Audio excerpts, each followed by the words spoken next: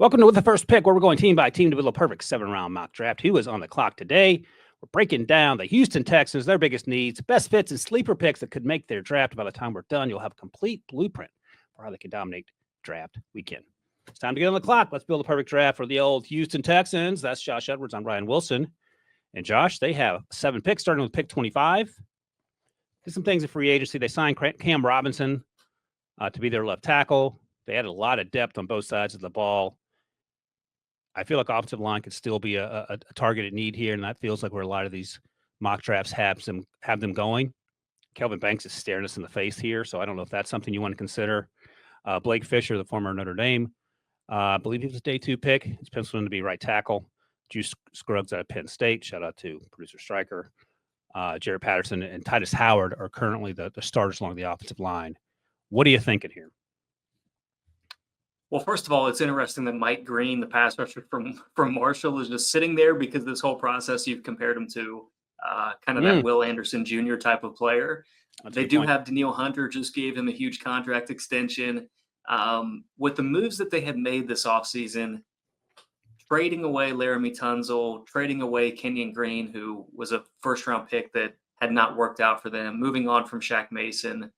Yes, they added some replacements, but I think those are placeholders. I think they're replacement level players.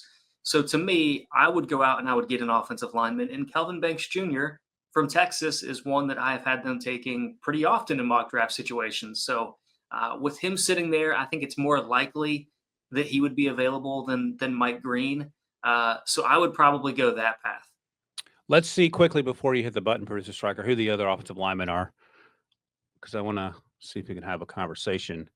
And we won't need to have that conversation. I was going to ask you if Josh Simmons has still been there, who's coming off the knee injury. Who would you have taken? Josh, who's not yet 100%, or Kelvin Banks? I would still probably lean Banks just because it's a little bit of a cleaner projection to the next level.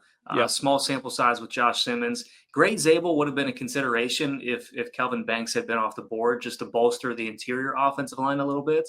But Banks, and I think you see this similarly, is the higher rated player for me between those two.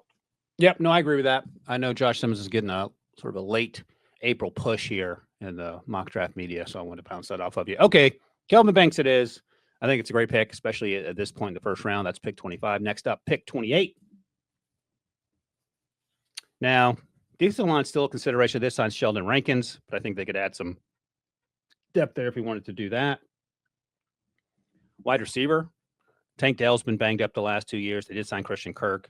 They did sign Justin Watson, but in much the same way you were talking about the offensive line, I think you could certainly add some names to the wide receiver room as well. Anything jump out at you as we sit here at pick 58?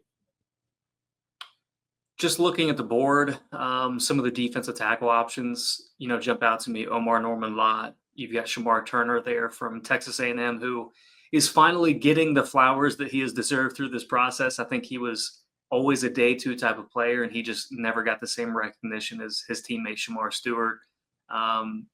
Scroll up a little bit, Stryker, if you wouldn't mind. I do think running back is an interesting consideration because they clearly don't have a love for Dameon Pierce. So if you wanted to find an off-ramp for Joe Mixon at some point, that would be a consideration. Benjamin Morris in the corner from Notre Dame. I love the player, but they've addressed the secondary pretty significantly over the last couple of years. So at this stage, I think I'm probably leaning towards, one of those defensive tackles, whether it is Shamar Turner or Omar Norman Lott. It's funny. Our buddy Lee J. Doosable is a big Shamar Turner fan as well. I'm not quite as high on him, but I am high on Norman Lott. My comp for Norman Lott was Braden Fisk, except with long arms. He ran a 5.15, so he didn't run quite as fast as he did, but just in terms of the way he plays on the field, in terms of the disruptive nature with which he plays the interior defensive line. So I would lean that way, but if you want to bang the table for Shamar, I'll let you do that. I'm not going to bang the table. I probably would have leaned Shamar, but let's go with Omar Norman Lott. All right. Love to see it. Next up, pick 79. And I'm interested to see what the running back room looks like at this point in terms of the available running backs if you want to poke around that. So I love Brashard Smith just because of his versatility, the former wide receiver who plays at SMU. But I don't know if I guess he sort of fits what every team wants to do. New OC, obviously, in Houston. But R.J. Harvey is a fun player. Damian Martinez is more of a bowling ball. Devin Neal, this may be a little too early for him. Jaden Blue has some juice out of Texas. I think he needs to get a little bit stronger. Bashal Tootin, I absolutely love. He does have a fumbling problem, which is, that's the first thing you put at the top of the resume when you're determining whether you're going to hire someone or not. What do you think about this, Josh? I would probably, first of all, it's good to see the RJ Harvey love. He's higher on this particular board than we see in most places. I'm a big RJ Harvey guy. I think Damian Martinez might be a better fit for what they want to do in terms of running the football. So I think I would lean towards Damian Martinez here. And he's had a really good pre-draft process. He ran really well too. Yeah, I like him a lot. I mean, I don't know if I like him as a third rounder. What do you think?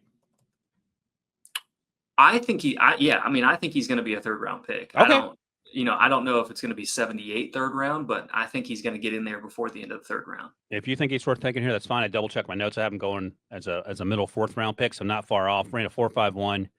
Ramondre Stevenson was the comp that I had for him. I know he's a bowling ball, but he can move a little bit too. He's not just a straight line guy. So let's take Damian Martinez. This is about the range he goes off. I think it's just the flavor of running back you like in terms of where these guys end up hearing their name called. So do we want to take a look at some wide receivers here? Because I see my guy steering me in the face here. Yeah, I'm good with that. I mean, you obviously moved on from Stephon Diggs. They did trade for Christian Kirk, but Tank Dell is coming back from injury. So you can always add depth to that room. And, maybe it's eventually an off-ramp to that Christian Kirk contract. And go back to the best available striker, because a name caught my eye before you clicked the button, because we have pick 89 here. So another third round pick, and we don't pick again until pick 166. And I mentioned that, Josh, because Jonas Avenaya is staring us in the face too. Do we want to double up on offensive line help? Because we got Kelvin Banks. Jonah can play right tackle, but he can also play guard potentially. Is going to be his NFL future. He will not be there at pick 166. There will be some of these, I would imagine, some of these wide receivers available. I could be wrong. So I guess the math is who is higher on your board at pick 89, Jonas Avenaya or any of these wide receivers, or even Tate Ratledge, if that's a guy that you like, any of these wide receivers that are still there. I'm not a Tate Ratledge guy. I am a Jonas Avenaya guy. So, I would go in that direction because I'm a believer in fixing the trenches before you worry about some of those other considerations. So, I would go in that direction, actually. I think so, too. And I think C.J. Stroud, given the beating that he took last year, would agree with that as well. So it's so funny when we make these picks. I do think about the reaction. So I can only imagine what our buddies Rick Spielman and Rand Carthon did or didn't listen to. So whatever. It is what it is. Turn off your flip phone, Josh, so you don't get the alerts. Jonas Avenaya it is. I can't imagine anyone being angry at that. But hey. That's what the internet's all about, getting mad. All right, next up, we'll see how angry they're going to be when these wide receivers aren't around. So Ty Felton's still there. He's mostly outside of Maryland, ran in the 4.3s. Kanate Murphy ran in the 4.5s, unfortunately, but he's a really good receiver coming out of Pitt. Jalen Lane's a good player out of Virginia Tech. Dante Thornton, the burner's still there. What do you think here, Josh? I think I would go with Ty Felton. He would be the highest on my board at this particular point in the draft. I mentioned, those two offensive linemen that we have taken, Kelvin Banks and Jonas Avenaya. Both of them played tackle for their respective college teams, but either or both could move inside at the next level. So you do have some positional flexibility with those two players. But specifically relating to this pick, I would take Felton because he's highest on my board. Yep, and he has some kick return ability. He was incredibly productive early on for Maryland. He was just crushing guys. In fact, through the first 4 games, 616 receiving yards, 43 catches, 5 touchdowns, 16 plays of 15-plus yards, and, oh, by the way, 0 drops, 4.37. Get your attention. So not the biggest guy, but if he's outrunning everyone, it does not matter. All right, 2 more picks to go here. Pick 236. Feels like a steal in the 5th round with Ty Felton here. So let's see what else we want. So we got 2 offensive line. We've got Omar Norman Lott on the defensive line. Got Damian Martinez in the backfield, Ty Felton at wide receiver. So I suppose we'll start looking at best available here. I mean, Ty Robinson's there if you want to add some more depth along the defensive line. What are you thinking? Ty Robinson was immediately the one that jumped out to me. I am curious to see which edge rushers are still on the board, if any. Yeah, absolutely. This is around the range. You want to start getting some dudes. Yeah, Keep it down. So Johnny, I like Johnny Walker as a situational pass rusher. I love Colin Oliver out of Oklahoma State because of his versatility. He can play off ball or he can play edge. He's a little undersized for edge, but I feel like you can find ways to use him if you're D'Amico Ryans. We got 2 picks left. Let's do Ty Robinson here with this pick. And then if your guy Colin Oliver is still there, we'll take him to close it out. And if he's not, you're fired. Let's see what happens. Does Josh still have a job? Oh, his job was saved. Well done. All right.